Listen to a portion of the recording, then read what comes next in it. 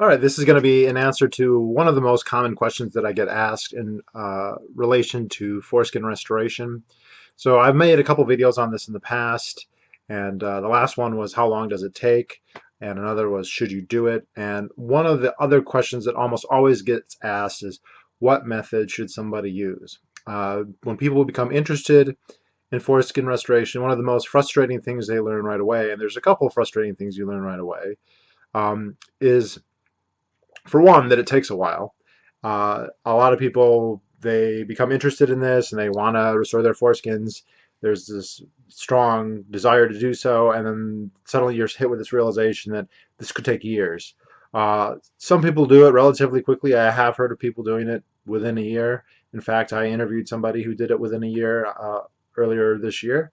But for most people, it's probably going to take 4, 5, 6 years. So that's always a problem. But then the other thing is that there isn't a single method that people use. There's actually quite a large number of different methods that people use.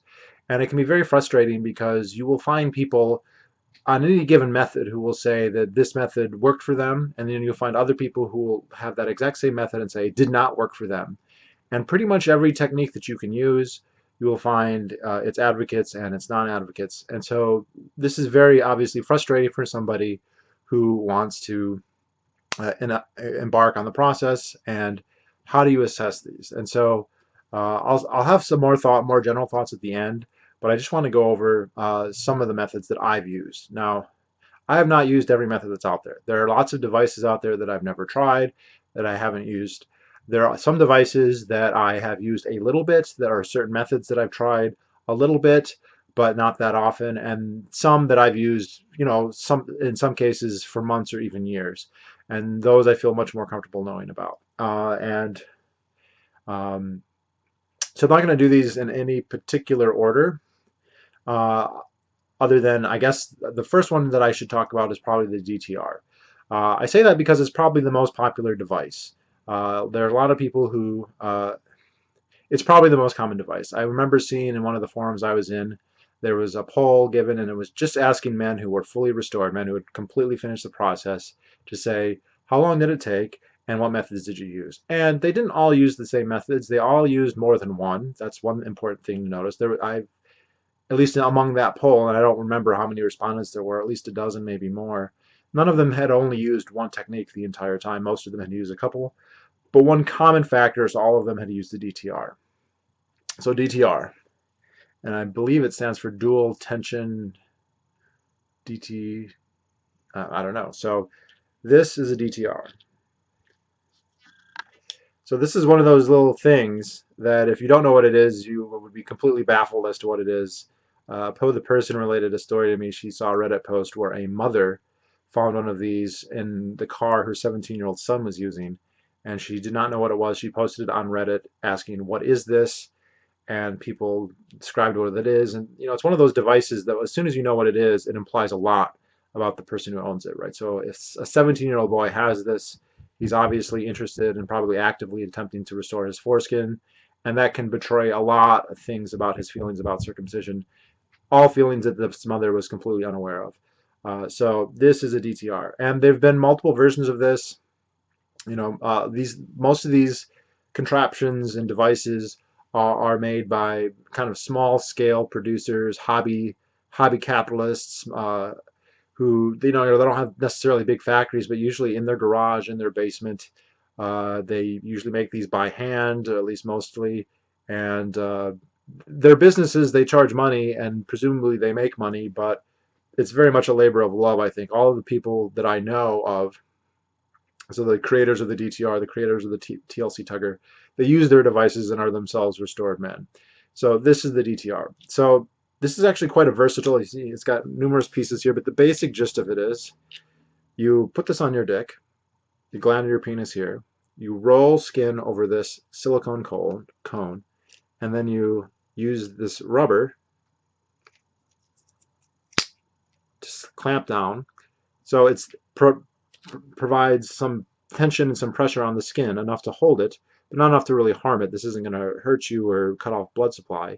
And once that's done, you depress this lever, and this will depress the glands, push the glands back, and in turn stretch the tube of skin. And how you depress this, as you can see here, I'm using rubber bands, but there's other things you could do. In fact, some people will even just remove this altogether, attach the glands, and then maybe tie a weight, tie an elastic cord. They're actually fairly versatile devices. In fact, there's even a way that you can insert a rubber tube. Let's see.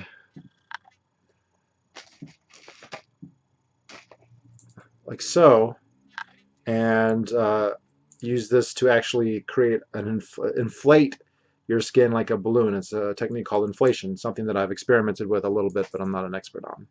So once this is on, and I will say the first time you get it, it can be tricky. It can take some time to get the skill of putting it on, but once you've figured it out, and it's not too difficult, it usually takes several seconds, maybe a dozen seconds, 15, 20 seconds to put on. Once it's on, it's very comfortable. You can wear it under your clothing. You can wear it under jeans. I wear it under gym shorts quite regularly. You can wear it in the car. You wouldn't want to do something really physical like running or lifting heavy weights, at least with your legs, so you wouldn't want to do squats or deadlifts.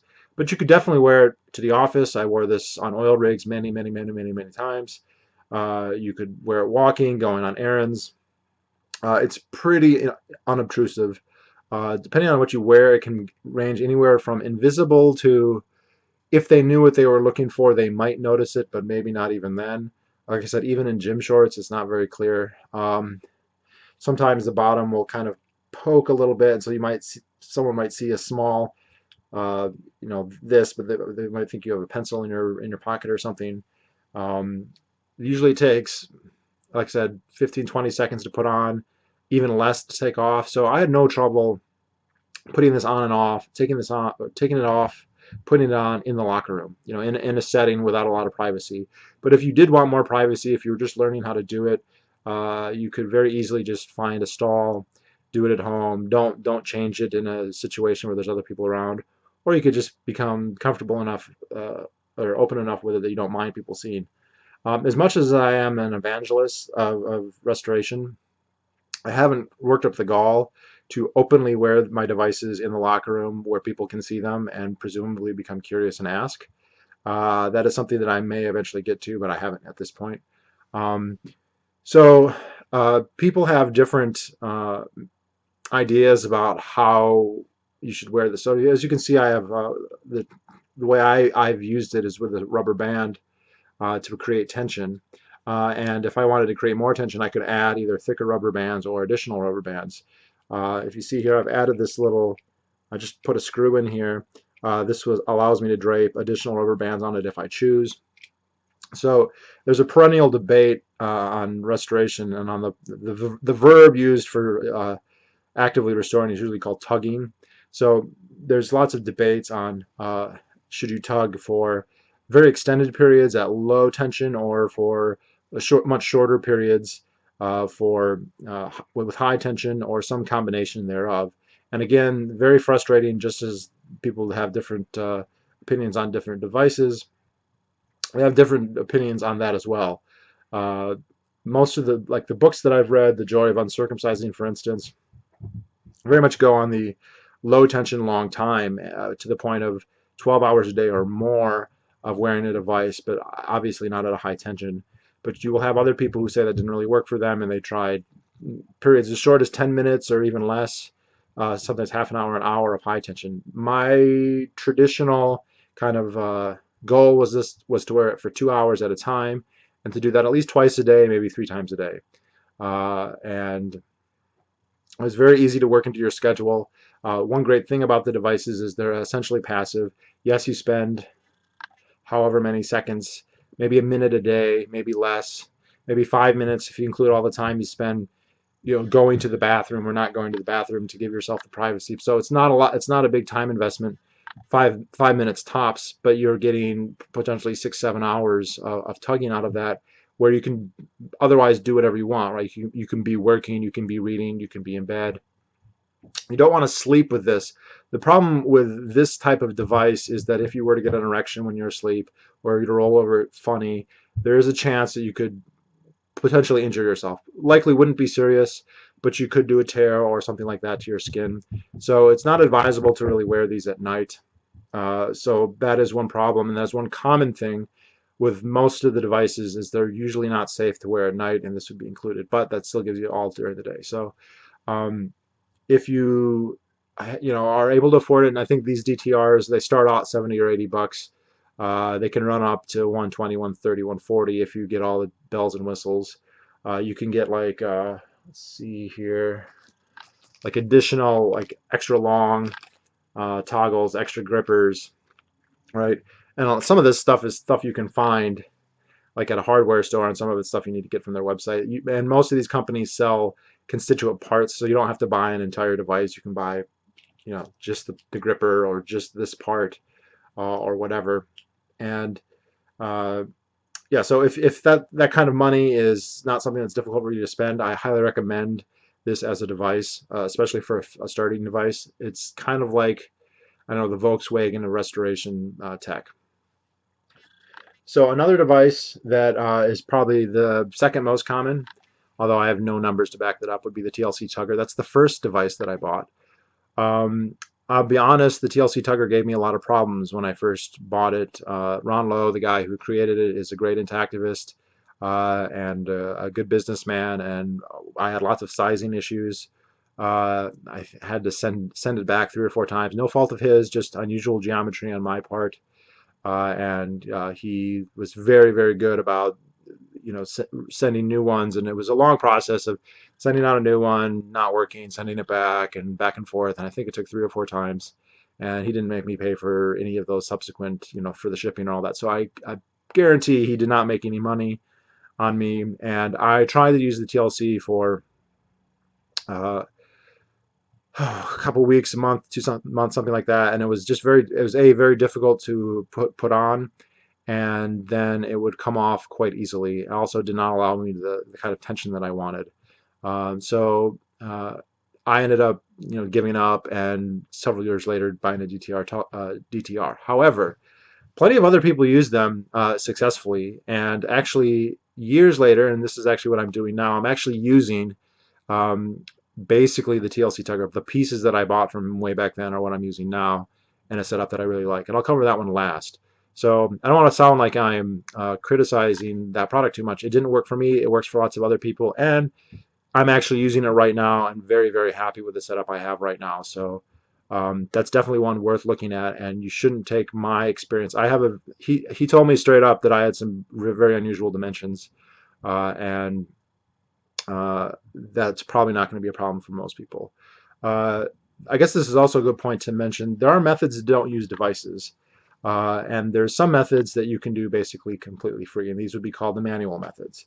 So if you're out there and you are interested in foreskin restoration, and maybe you are just really poor, or you're working very hard, or you're in school, or there's some other thing inhibiting, sometimes you get younger people. It's not uncommon to get people who are still living with their parents, not in a position to kind of buy this stuff surreptitiously.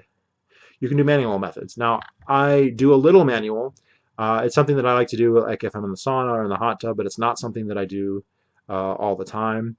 But there are people who have fully restored using manual methods, and I've actually met people who fully restored using manual methods. I met a guy who basically restored on accident. As a little kid, he was cut slightly loose, so he had a little bit more skin than the average circumcised man.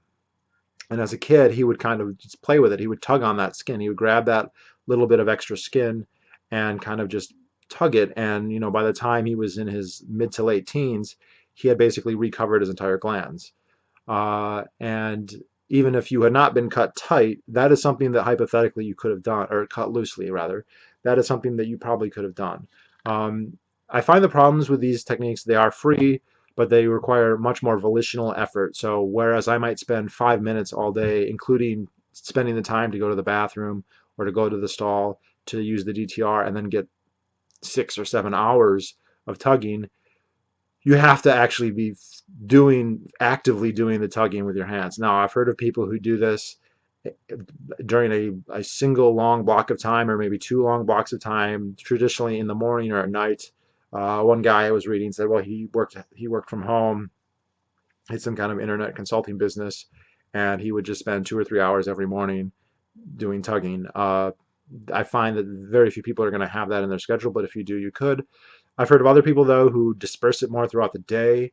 One guy I read said that once an hour, every hour he was awake, he would, make a point to go to the restroom, whether he was at work or school or whatever.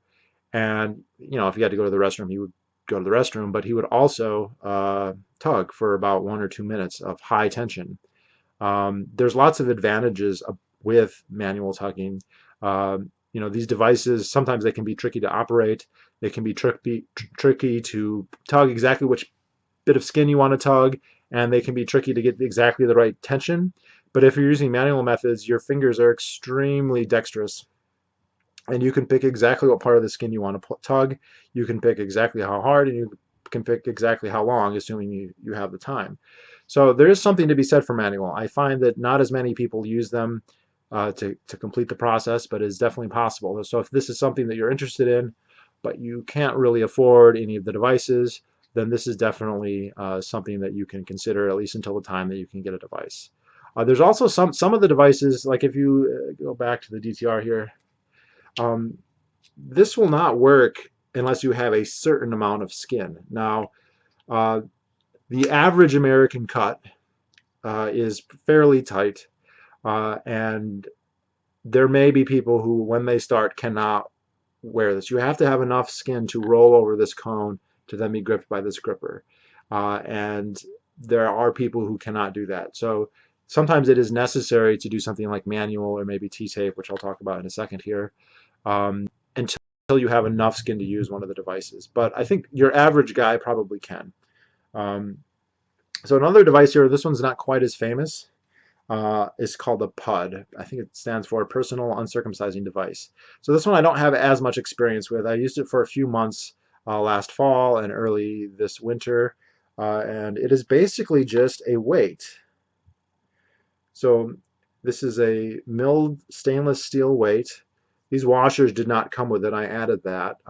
This pendulum-like object has a female screw. I forget the size, but I've attached these washers. Same deal. Dickhead in here, roll the skin over, and then you need to adhere the skin, and you could use a rope, you could use a rubber band. I actually used these Velcro straps. So you roll the skin over, wrap the strap around the skin, and this would hang and pull on your skin. This gave a really, really good tug. And I found when I was walking, this was quite excellent. You get this centripetal tugging. The only problem is this does not work if you're sitting or if you're laying down. So this is something if you're on the feet a lot, if you have an office job and you're at a standing desk, or you're going to go out for errands, or you like to hike, or you like to walk, this works fairly well. I did find that there was some trick to getting enough tension to keep the device on, but not so much tension that you're going to I never caused any damage or harm, but you can worry about making it too tight. I mean, if you just took a piece of twine and cinched your skin on there really tight, hypothetically you could do a lot of damage. And indeed, there's actually some circumcision methods that are based on that. So as you can see, using strips like this, Velcro strips, bands rather than string, you're going to spread the pressure out wider, and it's not going to be as tight. But I did find that somewhat tricky. There were times where I would put it on and it would fall off nearly immediately. There are other times, typically I could get it to stay on for an hour or two, and then I might have to re-put it on. I did walk as far as 10 miles once, just wearing it without it ever falling off. But of the many times that I used it, that only happened once. Now, presumably this, and my skills on applying it increased, it would have become maybe more consistent, or if I had found a better method of adhering it. The manufacturer actually recommends that you use tape. So, you have to color that I'm not using it the way that they suggested. I did try using tape initially. That did not work so well, and there's other tape has a lot of pros and cons, and I will talk about that in a minute in conjunction with T-taping. But I did really, really like the tugging. It felt like it was just the right amount of tension. And also, there's a historical. If we look at like the ancient Hebrews, when they did restoration, I was just thinking about this the other day. The reason we are circumcised the way that we are is a rabbinical backlash to restoration efforts among second and third century BCE Jews, right? So there were Jews. The original circumcision was much more minor, just the Brit Milah, basically I forget the Latin term, the acropostia, just the overhanging foreskin from off the bottom of the glands, but not completely uncovering the glands. And some Jews, to get along in Hellenistic society, would tie little stones or pebbles to that, and that weight over time would extend the foreskin. And there was this whole thing where the rabbis didn't like that because it's a covenant with God, and so they changed circumcision to be much more radical so that you can pretend to be uncut, basically. But I like that this was I forget the Latin term, but they used these little stones that the Romans called Jew stones. And, this is better than a stone. This is a very well made piece of stainless steel, very comfortable to wear. And I really like the tugging. It wasn't the most reliable in terms of staying on. Depending what you're doing, that may or may not matter. I had one awkward situation where I was on a treadmill and it fell off. Fell through my pants, and that's too quick for someone to notice where it fell, but when it hit the treadmill, it made quite a loud sound. That's what this is actually for, this piece of high tension wire string. This doesn't hold it up. This ties inside like your waistband or your belt. So if this were to slip off, instead of falling to the floor, you've got it caught, and you can pull it back if need be. So again, this is called the PUD. If you walk a lot, if you stand a lot, I really did like this. I found something that I like better, but I probably still be using this if I had not discovered what I like better. But it's definitely worth considering. So another method is T-taping. Taping is one of the more common but different methods people use. It has advantages and disadvantages. The disadvantages, and I'll put those first, you are using tape. So instead of buying a single device once, you kind of are stuck in this. You have to keep buying tape. Now, tape is not the most expensive item, but if you use it every day, it's possible to go through a couple rolls a month. And so you could easily be looking at $10, $12 a month, maybe less, depending what you get. The other problem with tape is that there's so many different brands of tape, and finding the brand that works the best for you can be very difficult. With tape, you're looking for something that can adhere reliably, that's going to stay on, but that also can be removed if you need it to be removed. You don't want something that will never come off, or something that will only entail lots of bleeding if it comes off. And the chemistry of our skin and the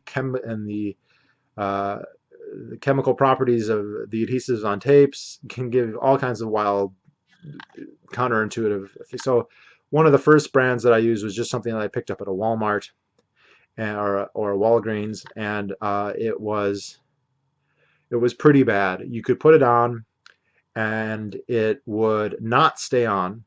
It would fail within hours or minutes or hours. But if you needed to take it off, it would be almost impossible, and you would end up with all these little shards of tape, stuck on your dick shaft, which who wants that?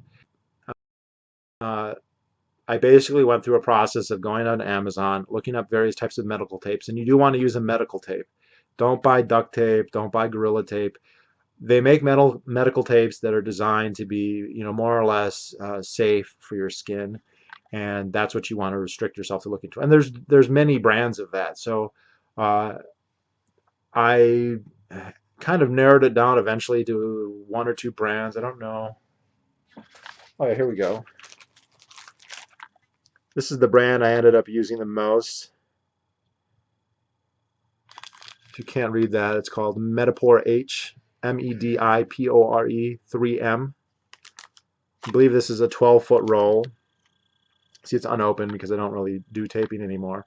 But it took me literally months to pick this. And what I liked about that is it tended to stay on fairly long, hypothetically as long as an entire day. And I even some men I talked to said that they would wear it, and they could wear it in the shower and it wouldn't come off, and they could actually wear the same piece of tape for over a day. So I never had it work that long, maybe a day, but normally I'd be looking at an hour, maybe a 12-hour period, something like that. So the cons, again, the cons. Uh, you have to buy the tape. You have to pick the tape. Uh, the method I use is the method T-taping. And with T-taping, what you do is you have these kind of templates. So I had to make these. This isn't tape. This is just paper that I've covered. It's actually covered in Gorilla Tape, actually. And you put 2 strips of the medical tape over this, and it creates this deal. You got 2 pieces of tape, and this is the name where the name T-tape comes from. Get this going. And if you're looking at this and wondering how the fuck does this, what does this have to do with anything? Well, you get an erection, you wrap this around your erect penis. So now you have tape going all the way around. And then this is what you attach. You use a clip, you can tie it. There's anything you can do to attach to this. And then anything you can do to apply tension, whether it's a weight, an elastic strap, a rubber band, or whatever. And you can put it over your shoulder, you can put it around your waist, you can put it on your leg. There's lots of different things you could do. And so, I made up about 20 of these. So this took a couple hours. And then once a week, I would go and fill them out like this. So this took a lot more time. It took a couple hours to build these initially. These are reusable, probably not forever, but each one would probably last for quite a while. And then this whole process, you have to cut out the tape and put it on, and sometimes you mess up. It really was like arts and class in 2nd grade. And I could spend, kind of my routine was on Sunday nights, I would go ahead and make like, maybe 20 of these. And then throughout the week, they're kind of ready to go, so I don't have to set them up whenever I need them. The other problem is you have to put it on when you have an erection. If you put it on when you're soft and you get an erection while you're wearing it, it's going to squeeze your cock, and potentially in a not a good way. So you need to put it on when you have an erection. And that obviously adds a lot of time to to wearing it, because you've got to get hard. So I would wear I would use it at work. And if I needed to put on another one, let's say it came off at 1 in the afternoon and I still had a couple more hours to work, I would go to the restroom and basically get an erection and put on a new piece of T-tape. And fortunately, it's not too hard to get an erection, but you're adding that much time. The other thing is, it is tricky. Another part of the cons, you're taking it off, you end up with like adhesive on your dick, and like that's just not the most fun. You've got to clean it, and even though I was using it, when I was working out in Wyoming and Montana, and so it wasn't like I was having an active sex life during that period. It was still annoying because you have this adhesive on your dick whenever you weren't actually wearing tape. You also ran into problems of, let's say you wear it all day and then it comes off at 4 p.m. and you want to keep tugging, but in 2 or 3 hours you are going to say go to the gym or do something where you're not go to the pool, do something where you're not going to be able to wear it. Then you come to the question of, should I take the time to go and get an erection and put on the T-tape, because it's only going to be on for 2 hours. See, with a DTR, you can put a DTR for 5 minutes, 10 minutes. It's not a big deal. It takes 20 seconds. This is a much bigger investment, not only in time, but in money. I mean, it took time to set up I guess, the mold. It took money to get the tape, and then you've got to go get an erection. So it really only made sense to do it as little as possible. And it is effective. I mean, if you could do it once, if you get an erection once and you put it on and it lasts for 12 hours, yeah, it was definitely worth the time. If you do that, though, and it comes off, if the tape tears or just doesn't adhere, for whatever, maybe you got sweaty or maybe whatever is a bad batch of tape, you spend a lot of time to not get a lot of tugging in. The other good thing, though, about it is very, very comfortable. Once it's on, it's pretty safe. The way it's designed, you can go pee or whatever without removing the tape.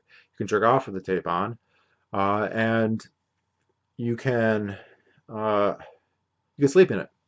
It's pretty safe to sleep in. So this is one of the few items that you can wear to bed, fall asleep, and it's not going to do any damage to you. And I did that many times and never had a problem.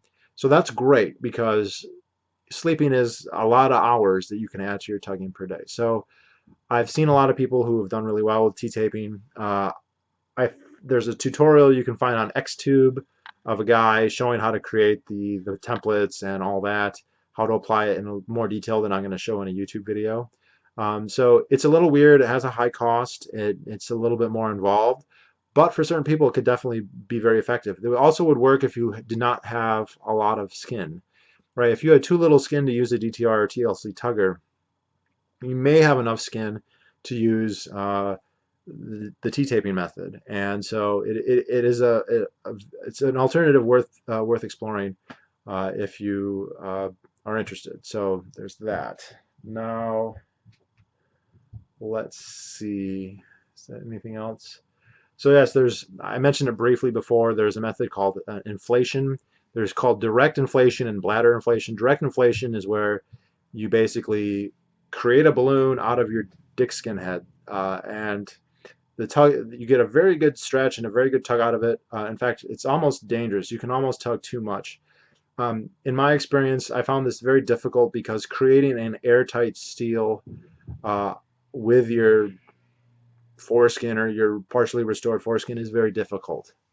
I ended up having to use like a metal ligature and a screwdriver and a lot of tightness to make it work. And even then, it would only work if I was reclining in a bed. As soon as I would get up and walk around, it would leak and then no longer be tugging. So it was a fun method to try with. There are people who swear by it. I found that it was difficult to make work. There's another method which is probably could alleviate some of that. It's called bladder inflation, where instead of directly filling your skin, you put a balloon in your dick and inflate the balloon. So the balloon is not likely to leak. I attempted that method a few times and I could never position the balloon correctly. Now I didn't try for that long. It wasn't a big investment because it's just balloons. I still got them. Balloons. I guess so I've got like a whole box of foreskin related stuff, and there's even more than that.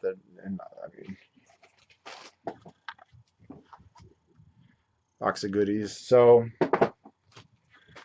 now the method I'm using now is kind of a hybrid method. You see a lot of people you need something that it can attach to in a circular way, a circumcisional way. Circumcision means a circular incision, a circular scar.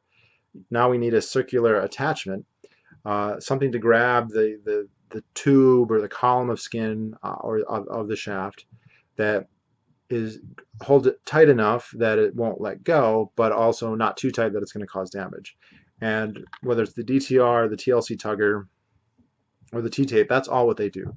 The second part of that equation is some kind of tension that can use gravity and weights, like with the PUD, or with the Jew stones of past, or it can be just directly with your hands, or you can use elastic straps. Very common for people to do is to take like an elastic band and wrap it around their foot, or wrap it around their knee, or some people even go up and wrap it over their shoulder. And one of the more popular variants is to use a knee brace. So that is what I do now. So this is just a knee brace that I bought at Walmart for, I don't know, 15, 20 bucks. And, just a regular knee brace. And this is about half of the TLC Tugger that I bought way back years before. That I sounded like I was bad-mouthing at the beginning of my video. And as you can see here, this is actually composite. You've got actually the plate underneath, and then two of these rubber, I forget, these are called, I think, retaining cones if you look on the website. And I have two here because this white plate wasn't quite the right width for me.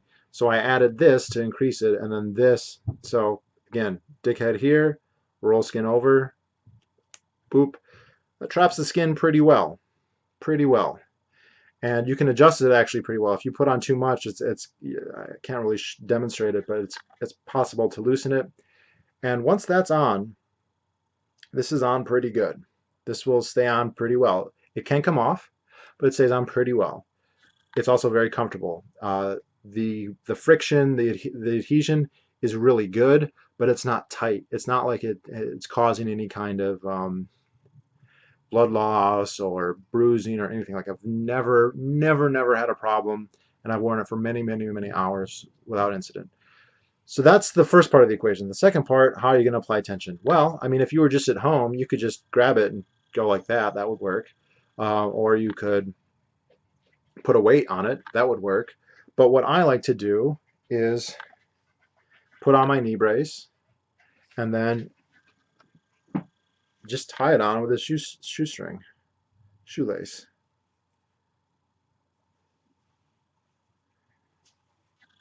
So this is upside down, I guess. Crap. Sorry for the visuals. High value production. But so this is upside down. But basically, imagine my body is up here, my dick. My dick is in here. This is around my knee, and it's a little bit of elastic. So I would just tie the string to that. Shoelace, and every time I would step, it would boop, boop, boop, boop, boop, tug, tug, tug. And by adjusting the length, which is very easy to do, of the string, I can adjust the tension. So I can put high tension, low tension. You can make it so there's no tension except when you're at the maximum extension of the leg, or you can make it so there's always tension no matter what position you're in. And I found this to be extremely comfortable. I can wear it walking, I can wear it running, I've worked out in it. I don't like working out like doing heavy lifts like deadlifts and squats, just because I like to not feel anything on my legs, but actually I can do it. I've tried it. It works. And I can also do it at night. Okay, so if you are wearing this at night and you get an erection, push this up, there's nothing that's going to obstruct it to cause tearage or anything. So I wear this at night. I wear it pretty loose at night. But this, I really like this setup, and this is like TLC redeemed, I guess. Although I think Ron Lowe used a knee brace also, so it's not really an original idea to me, certainly. So you'd want to look for these components on his website, buy the whole device, get extra of these silicone cones.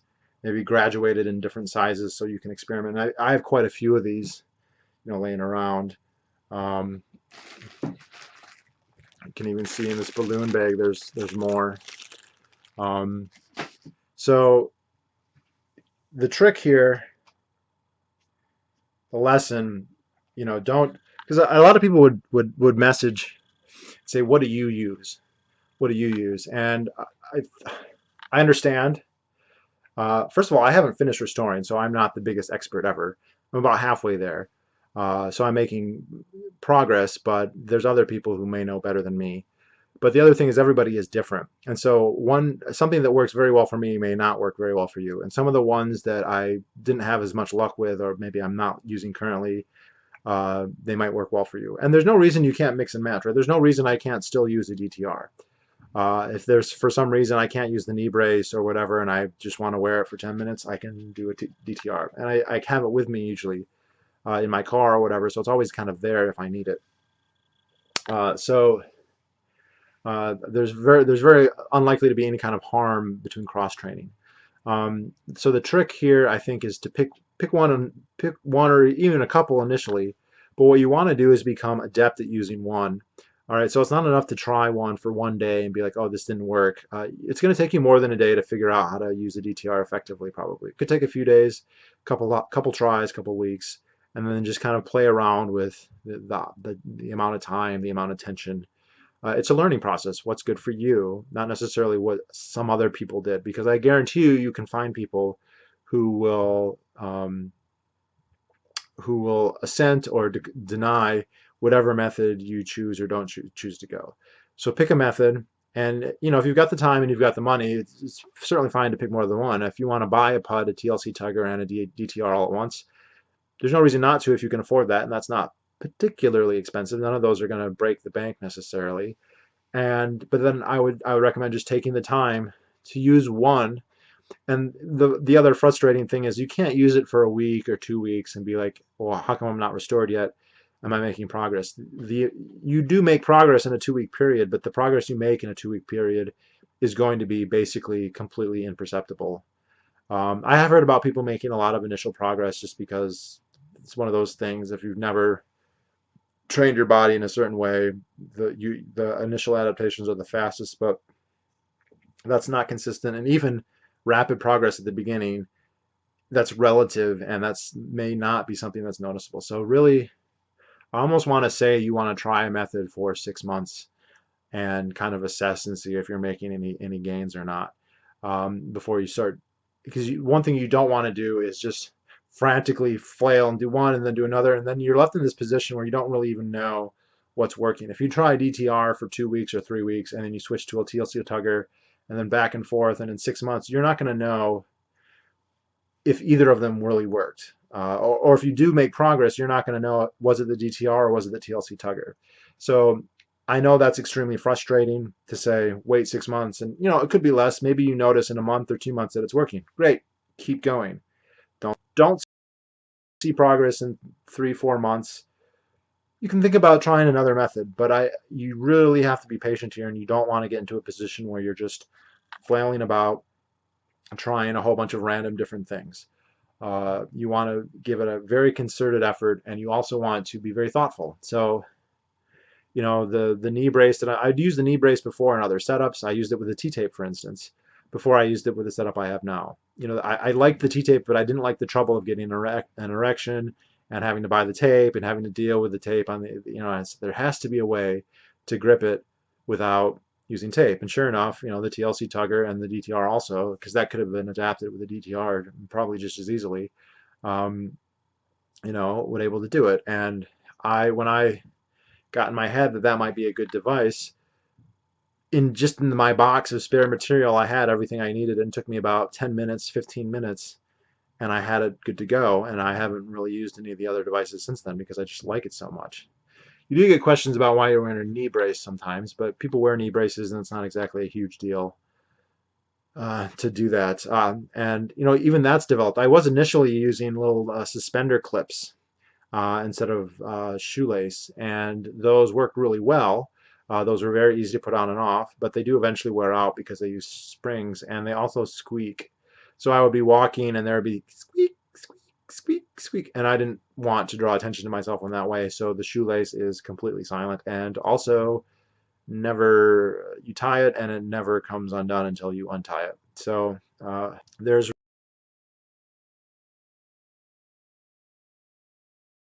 restoration, there's tugging, and then there's retaining. So retaining is the idea of enveloping your head in your own skin. This is something that most people, although not all people, can do right off the bat. And it will help with the sensitivity of the head very quickly, within weeks. So you may have noticed this here is a device, not a device really, but this is a product called what is this called? How am I not remembering this? Can't believe I don't remember what it's called. Well, anyway, it's a Canadian company. This is brand new, so don't get grossed out. I've never used this one. Holy cow! Why do I not remember the name?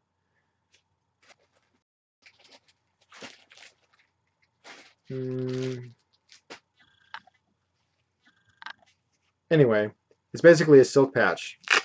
Put your dick inside and cover it. The idea here is silk is much more conducive to your skin than the clothing that people typically wear. Called the manhood. So if you type manhood foreskin restoration, you'll find this. They have different variants, including ones that you can wear with a restoration device. So we'll go over a DTR or something else. And I started wearing this, and within 2 weeks, I started noticing big changes in my sensitivity of my glands. These are about $20, but if you buy more, they're cheaper. So, at one point I just chalked up the money and bought like 20 of them. They last for quite a while. They're easy to keep clean. They're very easy to take on and off, like literally seconds. I've been making out with guys in my room and was able to surreptitiously remove them without them noticing. So, locker rooms, gyms, bathrooms, work, not a problem. But even better than silk, and silk is certainly better than what most people wear, is to use your own skin. And to do that, basically, you envelop your head in your own skin, and you have to keep it that way. And there's people who will use O-rings. You could use twine or rope. But the method that I like to use is this product, Scaraway. It's the, let's see the bandage right there. This is a adhesive that's designed for skin.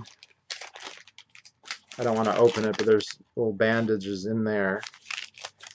And it's very reusable, actually, surprisingly enough. Usually you can buy this at any kind of drugstore or Walmart or on Amazon.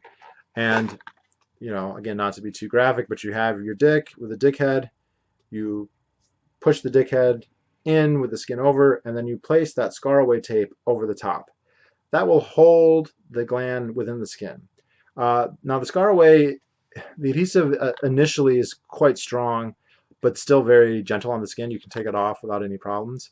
And that should be enough. However, after a couple days of use, it will start to, the adhesive will pick up, bits of your own skin, dust, whatever, and start to lose some of its adhesive strength, in which case it will start to pop off. So I will actually wear the Scaraway and then put a manhood over top of it, and that actually works really, really, really well, keeping the skin over the head.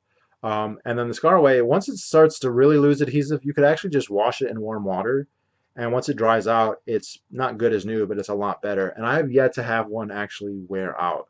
I've used some for like weeks or months, and what ends up happening is I just lose them.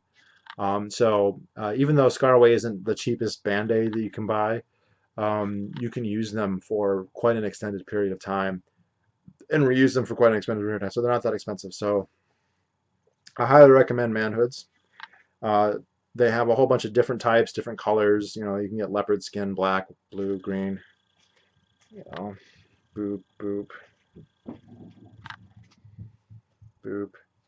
This is something so you can pin this or tie this to your underwear, so that if this did come off, it wouldn't fall out onto the ground. And I've had that happen. One or two of these laying around at Liberty Forum, I think. So the good thing with retaining, it's not really tugging. You can wear that all the time, basically. And kind of a good rule of thumb, if you're not tugging, is to be retaining. And perfectly safe to do when you sleep, perfectly safe to wear during any type of workout, sprints, deadlifts, running, blah, blah, blah, does not matter. And sometimes the taping itself and the tension that's created will actually do a little bit of tugging. There'll be a little bit. You're not going to probably be able to fully restore by doing that, but it might actually help a little bit. But the main thing is it kind of helps the gland feel better. And you start to get used to having your gland enveloped in your own skin, and it starts to feel quite normal, and it feels weird when it's not that way. You get to this point, and guys who are uncircumcised can kind of relate to this a little bit.